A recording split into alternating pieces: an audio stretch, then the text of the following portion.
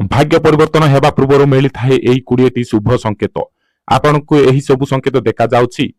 नमस्कार बंधुगण, सूचना अनुसार जीवन में आसुथिबा प्रत्येकटी शुभ और अशुभ घटना रे संकेत आमे जदिओ आगरु जानि न ताउ हेले प्रकृति द्वारा आमको किछि एपरि संकेत मिली थाए जहाको देखि ही आमे आमर आगामी शुभ और अशुभ भाग्य भविष्य उपरे अनुमान लगाई पारिबु।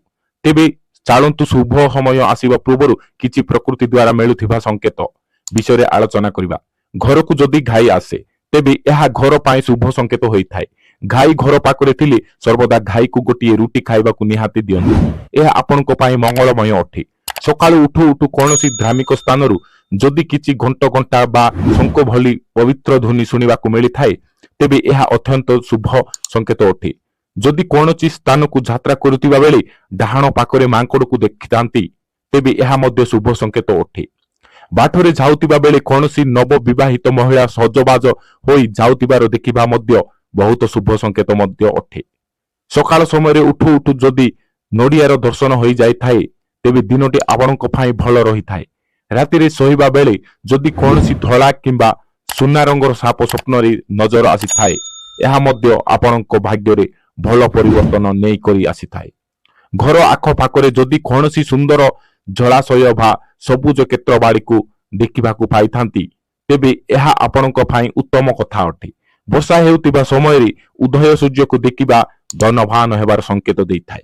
सकाळ समय रे क्षीर किंबा दहीर दृश्य नजर को आसीबा व्यक्तिर उत्तम भाग्य को दर्शाई थाए। कोई चखु देखिबा मध्य शुभ संकेत होइथाए। आकाश रे झरुतिबा तारा जदि हठात नजर को छाड़ी आसी थाए तेबे सेही समय रे जहा मध्य मनस्कामना करिवो ताहा पूर्ण हेबार 100% संभावना रही थाए।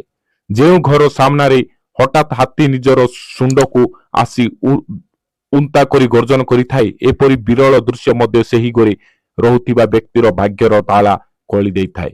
पोशाक पिंदिबा समय रे भूल रे जदि अलटा पोशाक पिंदी देउथांती तेबे मध्य उत्तम संकेत अटे।